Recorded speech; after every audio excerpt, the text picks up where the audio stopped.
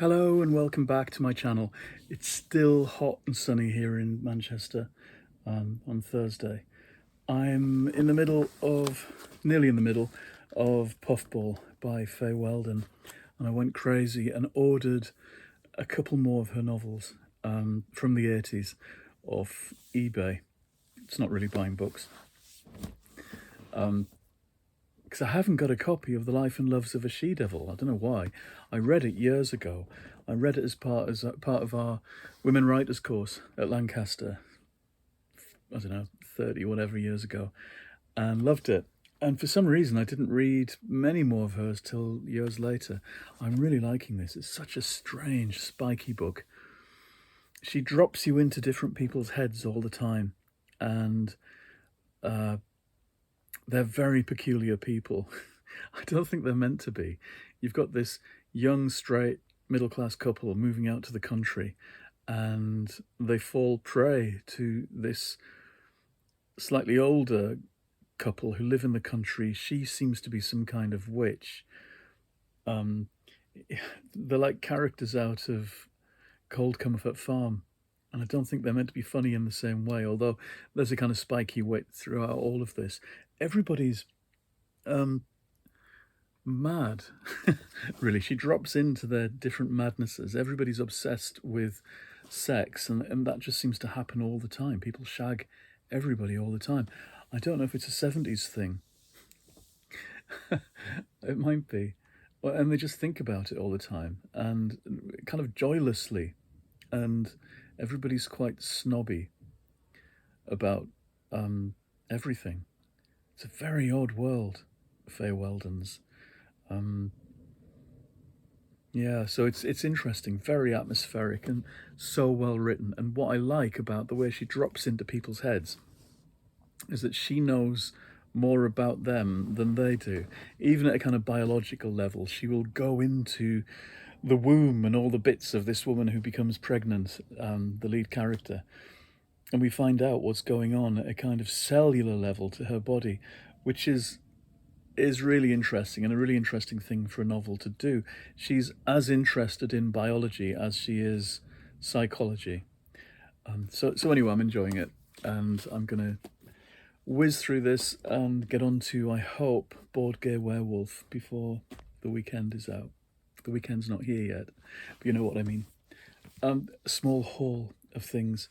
When I was out doing something, posting a parcel, I did stop by the charity shop and ended up with a cut price copy of this, which is recent, Unicorn by Amru Al-Qadi. I think that's right. Which is a memoir. I think it's a fictionalized memoir. Maybe not. It's a memoir of a Muslim drag queen. Wow, it's really hard to read. Black print on mustard coloured paper.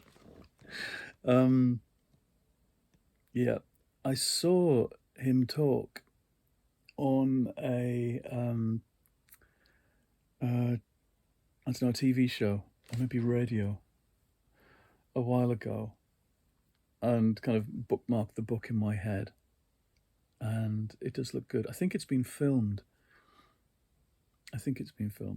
Anyway, so that's on the pile. And in the post, I got a copy of this very cheaply from eBay. Samuel Johnson and James Boswell's Journey to the Western Isles of Scotland and the Journal of a Tour to the Hebrides. It's when they write about each other, when they go on this tour in the 18th century all over Scotland. I've always meant to read it. And after reading the one about Dickens and Wilkie Collins in Cumbria, this popped into my head because of our planned trip to Scotland. Jeremy says, "We're not going to the Western Isles." Was his take on this. Even so, it should be interesting. And just arrived in the post is this. Talk about shiny and new. I make exceptions for authors I really love. And Banana Yoshimoto I read in the 1990s. And I don't have copies of her books. I don't know why. They must have come from the library too. She's done more than I remember, actually. There's a whole long list here. And I've read the first 4. I thought I'd read more than that. I read Kitchen when it came out. It must have been about 92 or 93. NP, which is the one I remember best, which was about teen readers who are obsessed with a particular writer, a kind of Japanese version of Salinger. I think somebody who's quite remote and hermit-like, and they revere his short stories. And I think it's about meeting him. I can't remember. It's 30 years ago, but I loved that one. They were quite short as well, which I liked. Lizard, and I read Rita, which was longer and more spooky and magical realist. I remember it being quite dark. I do have a copy of that somewhere. And I read that in this house, so 20 years ago. So she must have had some long gaps between things, but there's at least 1, 2, 3, 4, 5, 6, 7, 8 in between the last one I read and this one, so I've really missed out. This caught my eye. It's a beautiful cover.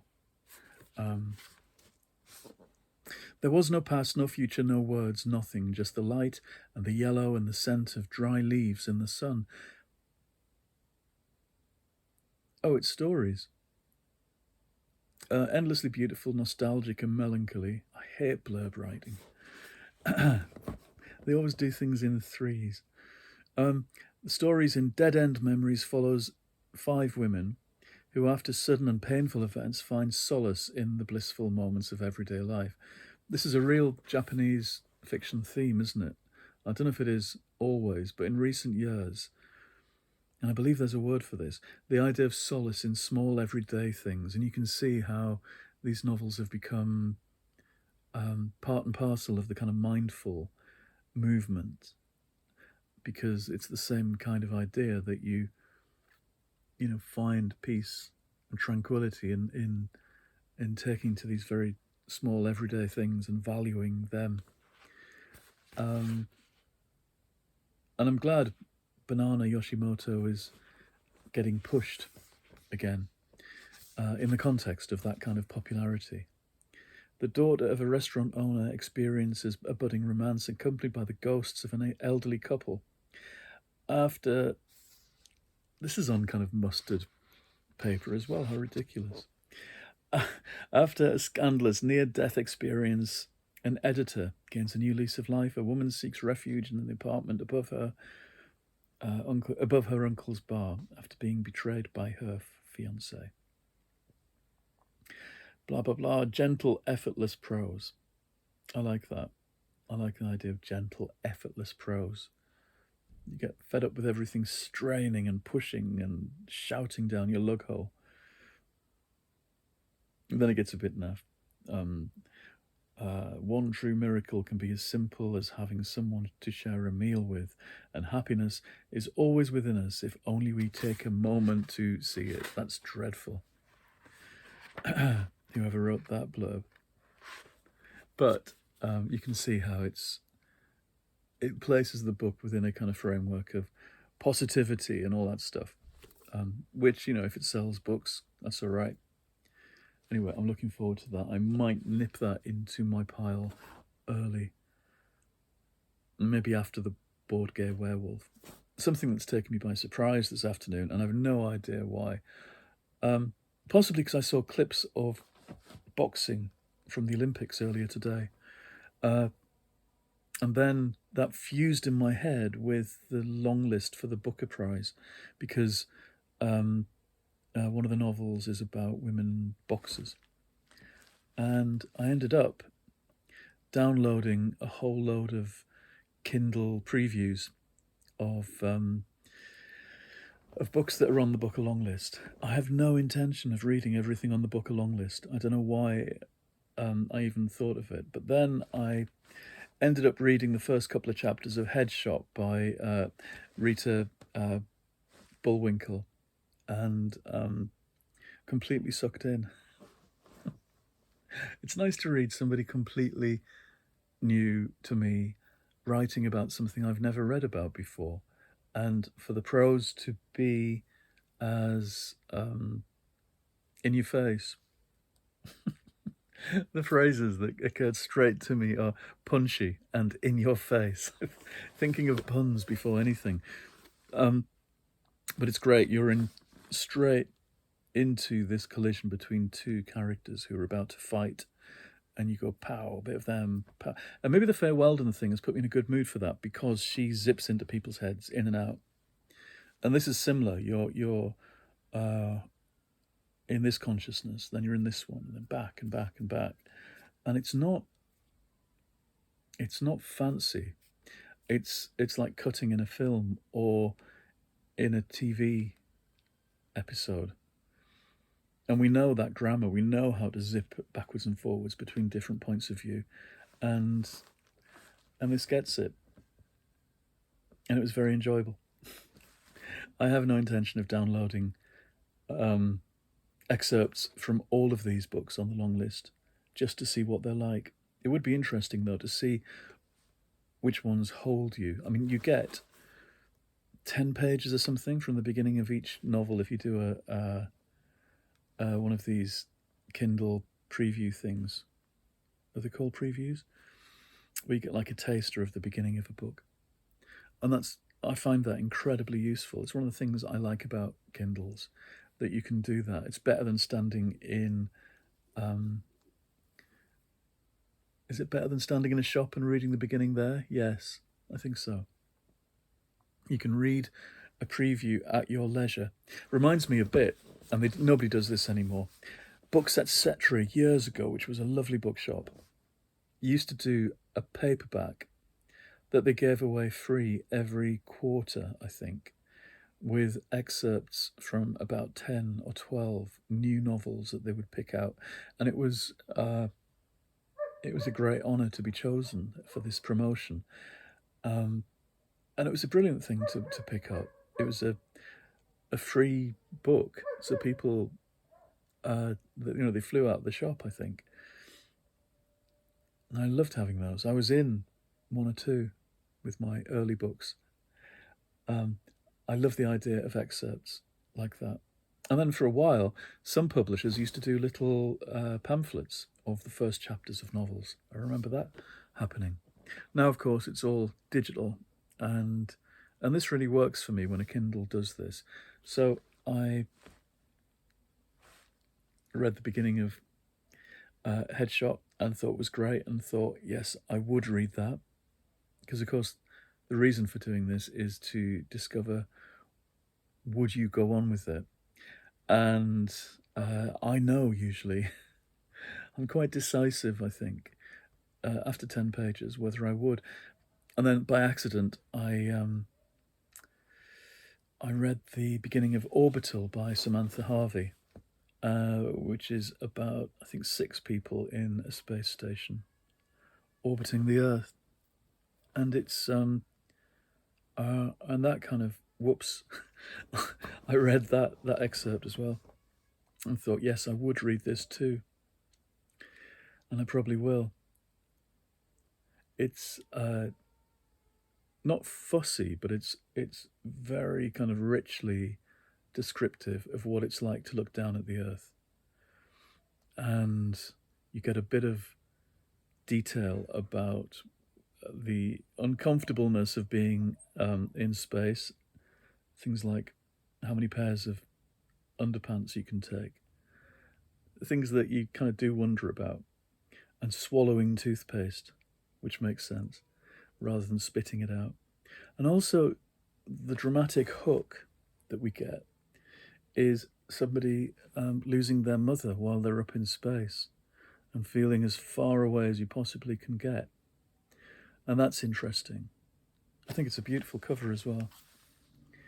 And the writing about space, about spacey stuff, stuff that I'm quite used to, is really nicely done. It's convincing. This is the cover of Headshot. Whoops. I'm flicking through my Kindle. It's not a Kindle, it's my iPad. And that's what I use as a Kindle, which is stupid because it's too heavy to hold in one hand, and I end up with a sore hand. See, that's nicely done as well. These look modern to me in design, which is good. Novels, yeah, for years novels all kind of looked the same, or they were quite boringly designed. But I think it's important. It's important to have a good cover. Yeah, so I accidentally read the beginnings of 2 Booker Prize long-listed novels. I'm going to try not to read anymore, but we'll see. I've got too much to read, but all of it's good though, isn't it? I'm so easily tempted, and not by the, as I keep saying, not by the shiny and new, as you know, because the most exciting thing to me was kind of dusting off those old B format paperbacks and rediscovering authors like Philippa Pierce and Nicholas Fisk this week, realizing I haven't read everything by them, and there's still things from the past to dig out and find and enjoy. At the same time, though, it is nice to find voices that you've never heard before, things that are brand new out. So maybe I'll get these. Maybe I'll read more from this long list. We'll see. Let me know what you think. I don't know. Some people do read prize-winning novels, don't they? Because they've been filtered. They've been recommended by people who know what they're talking about. Yeah, I know people who will religiously go out and, some of them read the whole shortlists of prizes, not just people who are in the industry, and not just people who are doing, blogs or vlogs or whatever. People who just do it because they enjoy it. Anyway, I'm going to go, and I will see you again, and I'll let you know what I'm reading, whether I've moved on any further in my exploration of Fay Weldon. Well, I will have done. I'll let you know what else I'm reading. Okay, goodbye. I'll see you again soon in the next episode. Goodbye.